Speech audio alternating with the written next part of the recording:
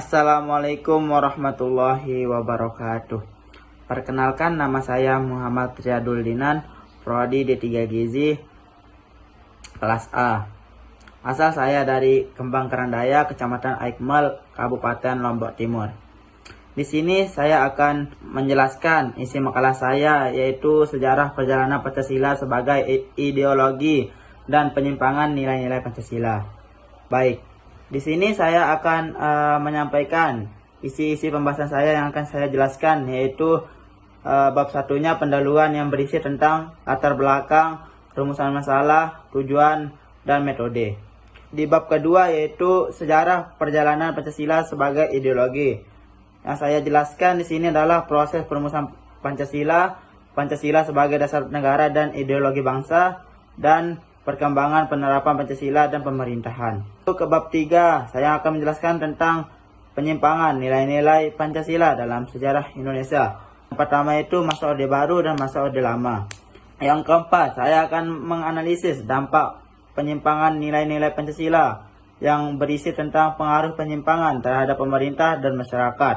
Yang kedua, upaya mengembalikan Pancasila sebagai ideologi yang murni. Dan yang terakhir, penutupan. Saya akan menjelaskan kesimpulannya dan saran. Baik, langsung saja. Saya akan menjelaskan latar belakang dari judul saya.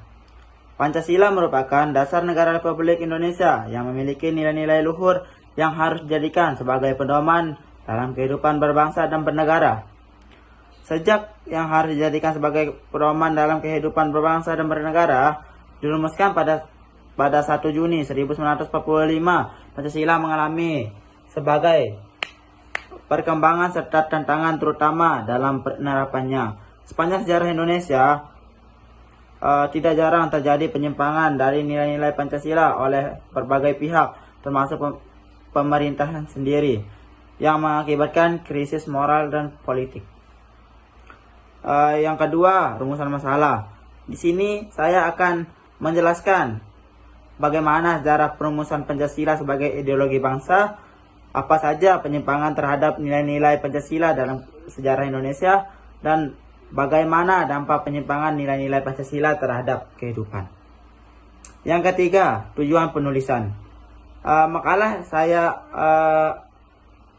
berisi tentang mengkaji sejarah perjalanan Pancasila sebagai ideologi bangsa, menjelaskan penyimpangan nilai-nilai Pancasila dalam berbagai periode sejarah Indonesia, menganalisis dampak penyimpangan tersebut terhadap kehidupan sosial dan politik Indonesia.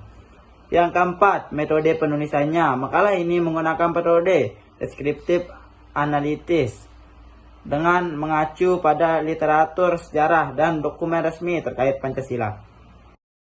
Di bab 2, sejarah perjalanan Pancasila sebagai ideologi. Di sini saya akan menjelaskan proses perumusan Pancasila.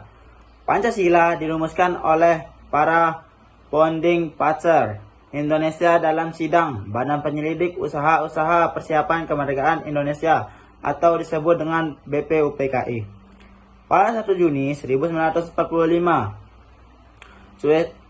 Soekarno mengemukakan 5 sila yang kemudian dikenal sebagai Pancasila, yaitu ketuhanan, kemanusiaan, persatuan, kerakyatan, dan keadilan sosial.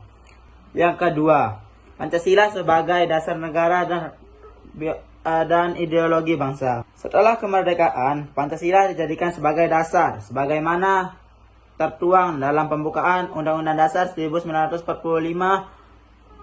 Sejak saat itu, Pancasila menjadi landasan ideologis yang menjiwai seluruh aspek kehidupan berbangsa dan bernegara. Yang ketiga, perkembangan penerapan Pancasila dan pemerintah.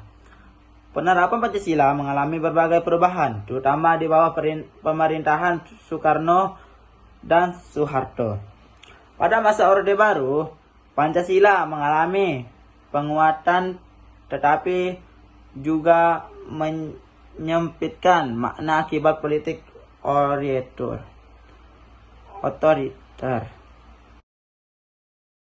Lanjut ke bab 3, penyimpangan nilai-nilai Pancasila dalam sejarah Indonesia. yaitu pada masa Orde Baru dan masa Orde Lama. Di sini saya akan menjelaskan yang pertama pada masa Orde Baru.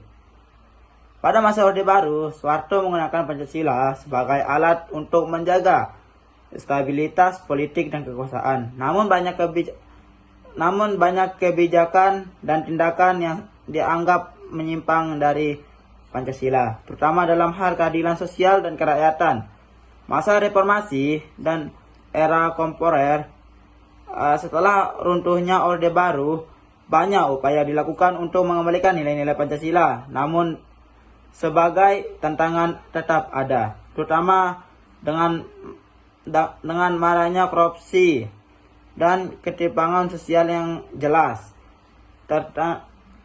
bertentangan dengan prinsip-prinsip Pancasila. Yang kedua, pada masa Orde Lama. Pada masa Orde Lama ini ada beberapa tindakan pemerintah yang bertentangan dengan nilai-nilai Pancasila, terutama dalam hal kebebasan mendapatkan HAM atau hak asasi manusia. Di bawah pemerintahan Soekarno, Pancasila kadang dipakai untuk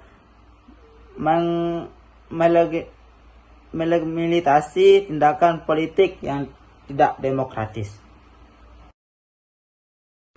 Baik, saya lanjut ke bab 4. Analisis dan dampak penyimpangan nilai-nilai Pancasila, yaitu pengaruh penyimpangan terhadap pemerintah dan masyarakat.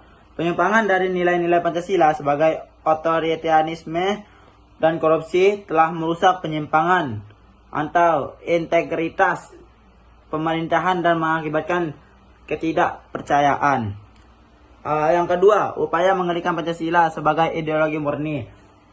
Beberapa langkah telah dilakukan untuk mengembalikan Pancasila sebagai ideologi yang murni, sebagai pendidikan Pancasila dan reformasi kebijak politik. Yang kebab 5 adalah penutupan. Kesimpulan yang saya ambil dari judul yang saya buat makalah ini adalah Pancasila sebagai ideologi bangsa telah mengalami sebagai dinamika sepanjang sejarah Indonesia. Meskipun sering terjadi penyimpangan nilai Pancasila, tetap menjadi landasan yang penting dalam kehidupan berbangsa dan bernegara. Yang kedua adalah saran. Perlu ada upaya yang lebih serius dalam menjaga ketuhanan dan implementasi nilai-nilai Pancasila di semua lapisan masyarakat, terutama melalui pendidikan dan reformasi di bidang pemerintahan. Baik, sekian dari saya. Saya Muhammad Triadul Dinan mengucapkan terima kasih. Assalamualaikum warahmatullahi wabarakatuh.